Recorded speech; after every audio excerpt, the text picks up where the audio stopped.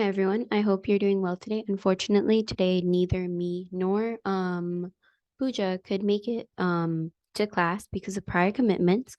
However, we will be having lecture and we'll be having a recorded lecture, and then we also might do some Kahoot either before the end of class or towards the beginning of class.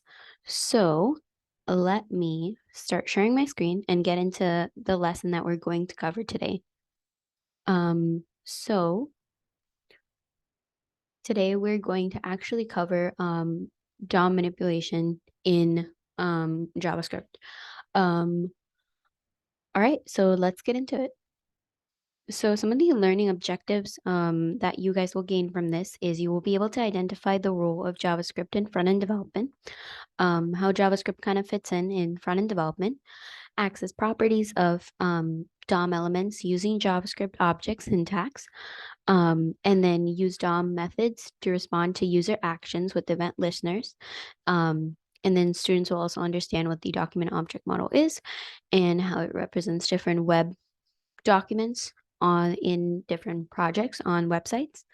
And then finally, students will be able to manipulate the DOM using JavaScript to modify the content and styling of the web page. So we'll see that in action too.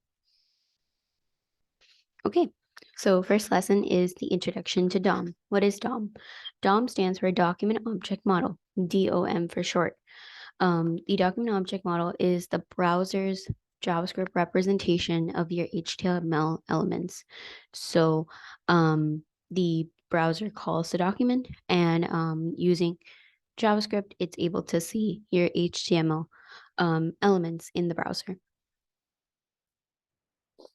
Okay, so the web page is like one big giant JavaScript object, right? Um, there are three components to it, as you can see here. There is a window, there is a document, and there's a console. Now, the window covers the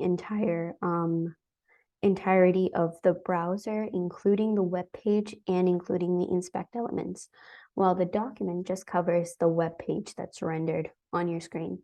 And then the console is the part that's usually like where we do console.log or contains all the files or code that you can edit. So let's break this down. The three big objects in JavaScript are the window, the whole web browser, the entire browser settings, level settings and everything, extensions you may have installed.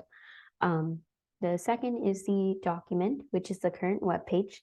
The object has the functionality we want to use when accessing elements on the web page, and then console, which is a scratch pad for debugging any messages or other items. So for example, if I'm not sure how to use an object, you would use a scratch pad for debugging messages and other items. You would use the console as a scratch pad for debugging messages. And usually those are with console.log. So here's a web page, and this is kind of a sneak preview to how we will be doing our end of the year final projects for Girls Who Code. You will be creating a portfolio website towards the very end of your projects, towards the very end of the actual lessons, and you will get a chance at the Girls Who Code graduation to present these to the Dean of Engineering, Elsa, Sabrina, and it'll be very exciting. So this is my personal website that I created a year ago, and it contains the window, like we said, the browser and everything. It contains the document, which is the actual web page rendered. When the user goes to the web page, this is what they see. And then it contains the console elements, console, which prints out the console.logs if I have any, and then the network, which will show any API calls that I'm making. Not something you need to worry about, but in Replit, when we use it, our console is when we click the settings icon, and that shows us the console of the web page anytime we're printing anything. All right. Second part, so the structure of DOM elements. The DOM is a document model loaded into the browser, like we've said over and over, but it represents the document like a tree node structure. So each node represents a part of the document. For example, an element, text string, or a comment. So on top is the document, and then it contains the HTML node, which contains more nodes such as the head tree and the body element. And then the head contains the title, the body contains P, UL, LI, and so on and so forth. And then list items contain the text. So the document object model is structured like a tree, where each element in the tree is like a node.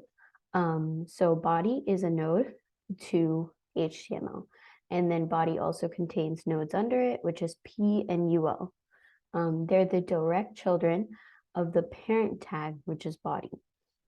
Another example, like I said, P is a node of the body element, and then in the HTML element.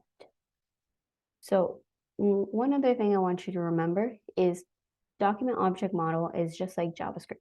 So up till this point, we've covered JavaScript data types such as string, Boolean, nan, and the number. We've covered JavaScript functions. We've covered JavaScript data types and the ones that exist. And that's going to help you a lot with the document object model because it's written in JavaScript. So it's exactly like JavaScript, except with using objects and then having some functions called, existing functions called that we use. So let's review the different parts of a document object model, how to call it in JavaScript and how it works. So first part of the document object model is getters and setters. The main thing we're doing with JavaScript is getting objects from the document object model and performing actions with them. The methods that get something from a web page are called getters, and the methods that change something or access something to change it are called setters. This is true in Java as well, where in order to get something, you use a getter just to get the information of that element, while to change something on the web page or an element setting, you use a setter. So getters and setters access and modify objects. They are both types of objects. Methods belong to JavaScript objects, including DOM elements. So methods are just like functions we've seen before, but they're pre-existing functions. So yes, think of methods like functions an object can use. For example, let's say I have the object guitar. It would have the function play chord, and then I would pass in a parameter or argument that says chord, and it would play a chord and perform a function. Yeah. The guitar object dot play note, pass in a note, it would play the exact note needed.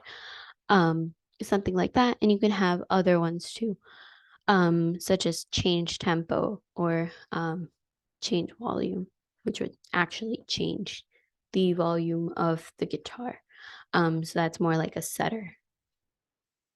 While play chord is more like a getter because you're just getting information from that object. Properties. So objects often have metadata, which is information that describes the object's height, class, width, etc. These pieces of information are called properties. So each element has properties existing. So one of the elements properties would be like class list or ID or style.color or location.href.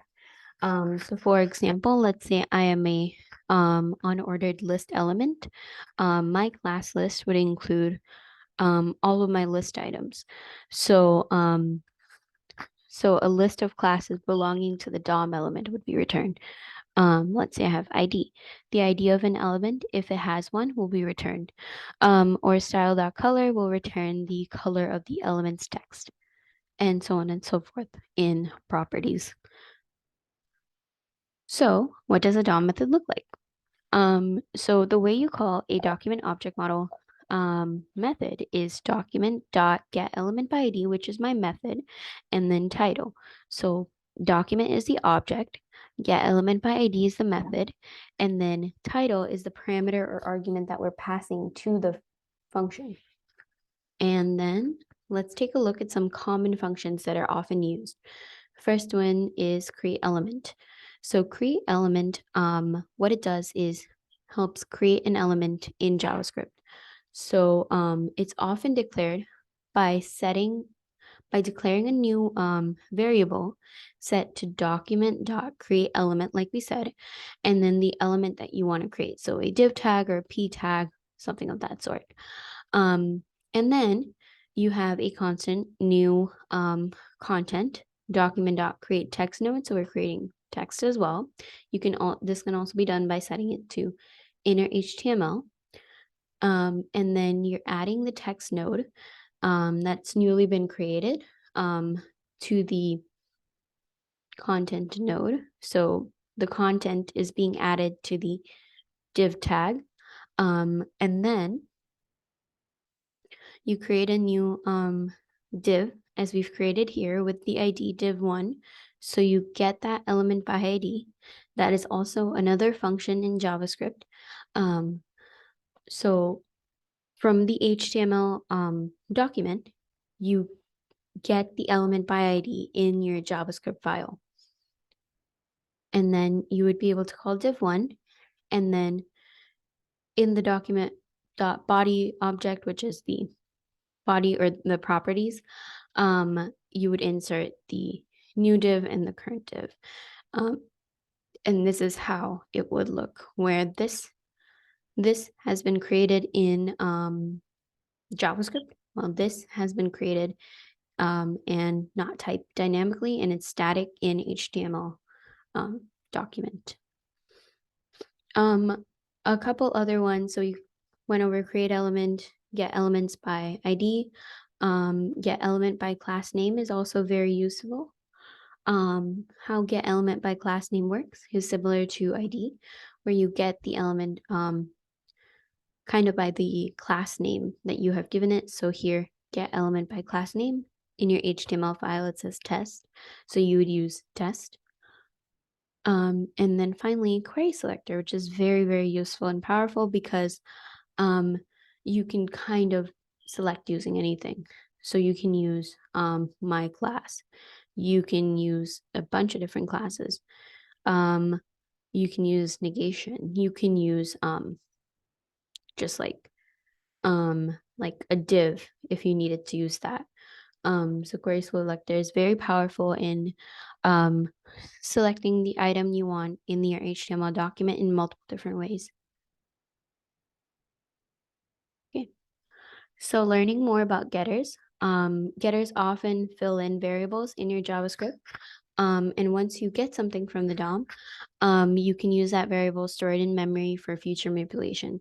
For example, let's say let par document.querySelector get p. So get the first element matching the p selector.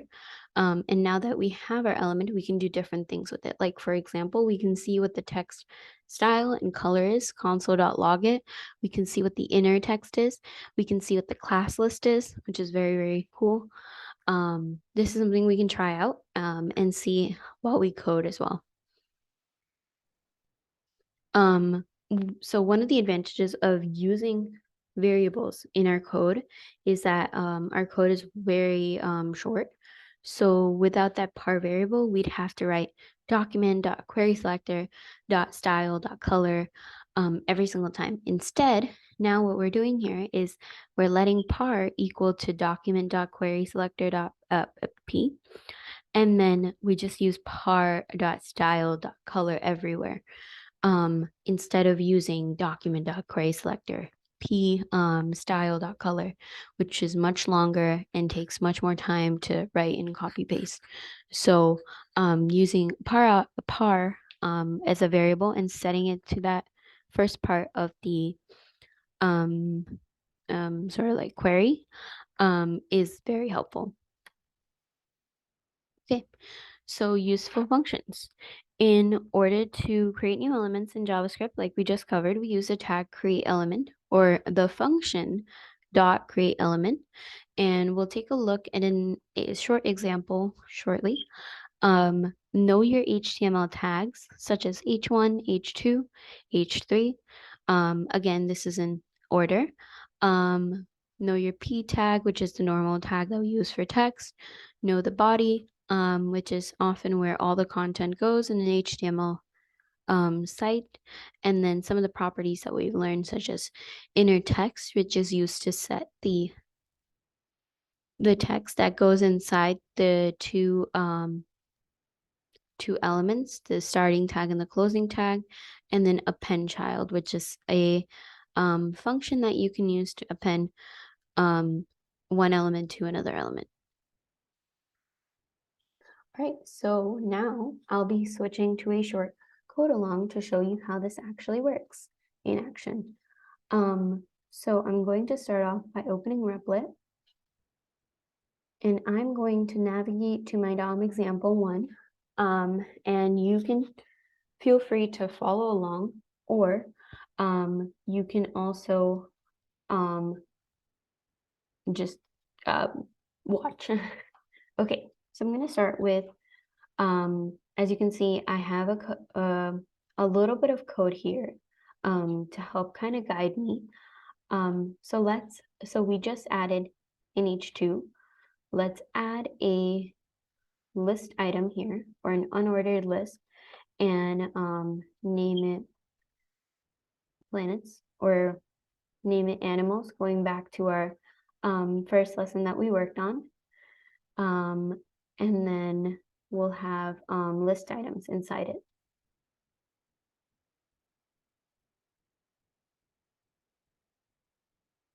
And then I'm going to give this element an ID, which equals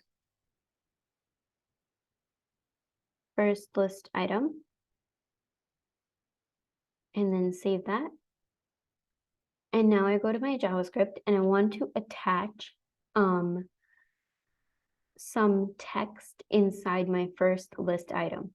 There are multiple ways you can do this, but the first way I would go about doing this is first do document, or let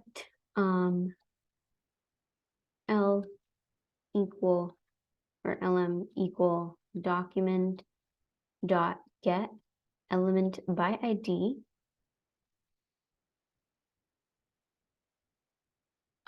and then get the LI, or get element by ID, first list item, as we have named it, and I believe you add a hashtag in front of it, and then we set our lm dot inner HTML, or inner text, excuse me, equal to animals such as elephant, and then finally we have to use append child to add the inner text to the entire document. Oh, maybe not, maybe it's already showed up. Okay, well, inner text and then element.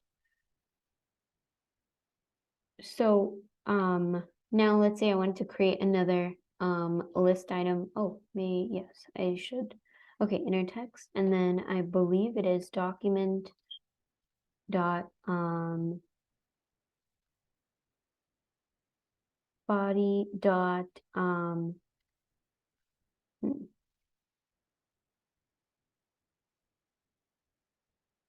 dot, it should be query selector UL dot append child LM. Go ahead and save this. LM is null. Okay. And add by ID, first list item. Maybe I'm missing something. Let's see. Get element by ID. All right, I'm going to go back to the item that contains all of the lists, and then get element by ID. See how IDs are used, which is, oh, without the hashtag. Okay, so let's go ahead and try that, and feel free to use the documentation. And then going to run it again. And now we can see we've dynamically changed it. So using let lm be equal to document dot get element by ID, the function, using the first list item, we are calling lm inner text, setting that equal to something like elephant, and then document dot body, query selector ul, getting that ul element, and then appending the child lm, which is what I want to go inside my unordered list. Wonder if it would work if I just did body and then append child, but we will see. Not entirely sure. No. So you do need the query selector of where you're adding the child, which is going to be inside the unordered list element. Okay, all right. So how would I add a new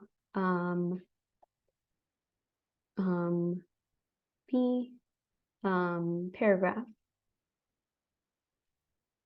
on elephants or elephant facts?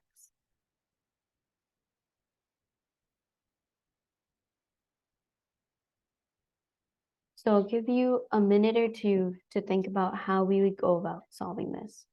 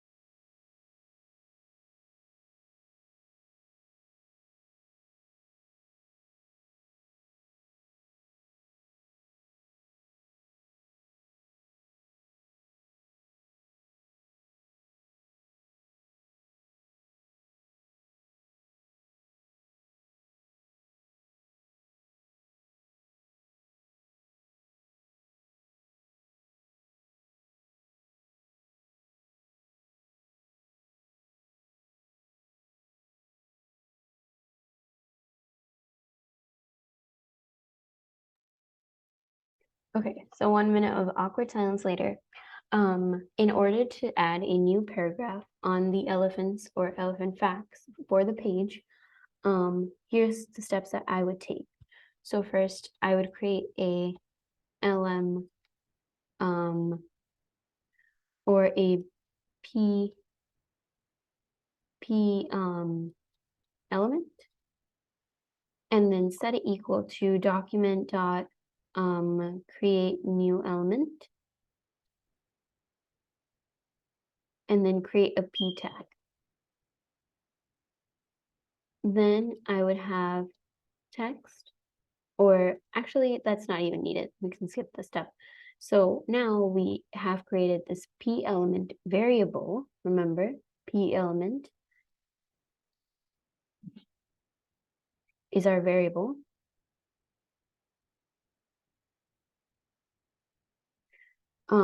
Document is the object that we're getting.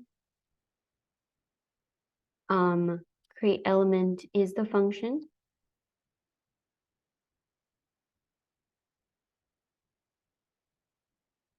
Of the object, and then P is what we're passing into the function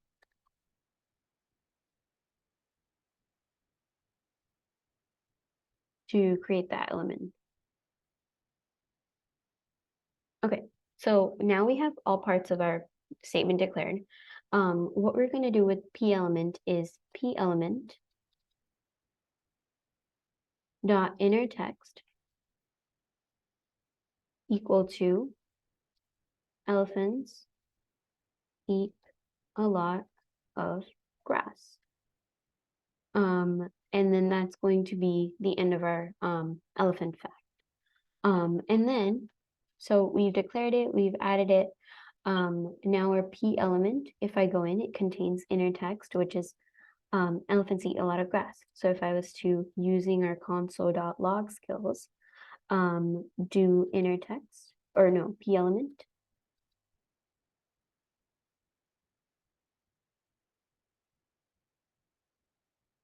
we would be able to see elephants eat a lot of grass inside the element. And it has a whole bunch of other stuff. But now we want to add this to our object model. So here's how I would do it. We go document dot body dot append child, and then attach the P element to it. And then this should just go in the body element, and we have the element show up in the HTML tag. Let's say I wanted to put it under the LI element. What my method would be here would be to create a nested list, so a UL tag, and then inside it have an LI with the ID first item fact or something like that.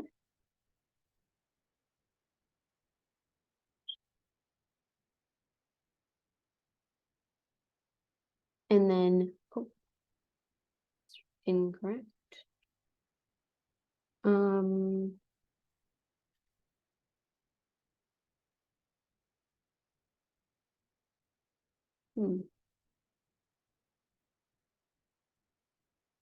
Maybe what I would do here is move it underneath this, and then use that.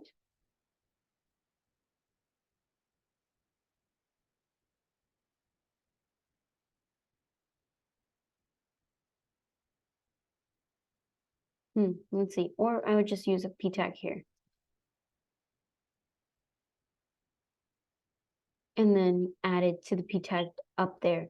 In order to add it to this p tag, all I would do is, instead of create element and inner text, I would let text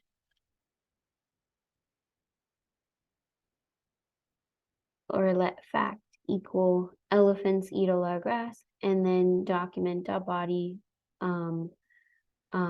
dot query selector, get the P element from my document, and then append child to the fact. And that should add it to my already. Append child is not an object. Okay. Body query selector, P, append child.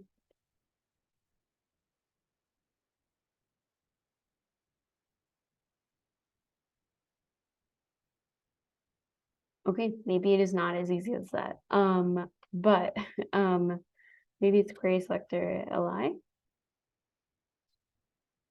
Or let's do get element by class name, another function that we learned.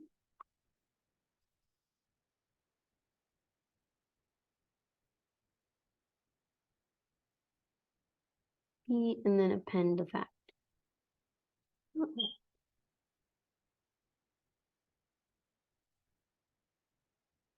Oh, get elements by class name. Let me try that. Always go back to the documentation.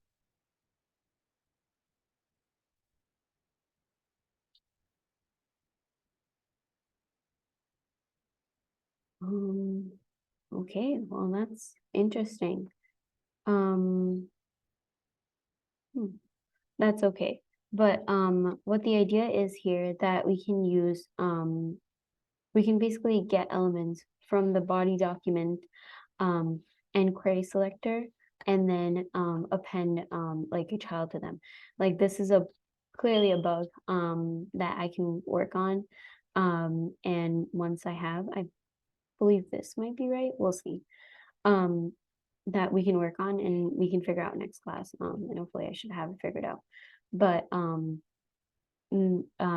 query selector.ul.p append child fact. Let's see if that works. No. Okay. Argument one is not an object. Um,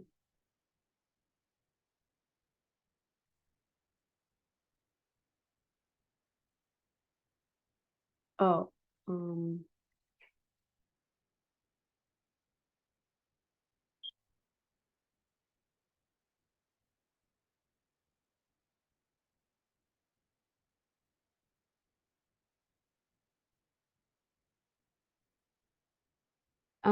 that was weird, but okay. So you have to do the property inner text and then equal it to fact instead of passing in a method for fact clearly because it's not an object. Like it said, it's just a string of elements. You have to make sure you set the inner text property of query selector P to the actual like text. So that's a little bit of debugging for you. But yeah, this is basically how you would create a new element, P, add text to the element using inner text, and then attach that to the body element and append child, the new element that you've created in your JavaScript object. Okay, so I hope you guys have a great rest of your day. And I will see you next class with more of DOM manipulation, and then we'll get into arrays and lists. And yeah, thank you everyone.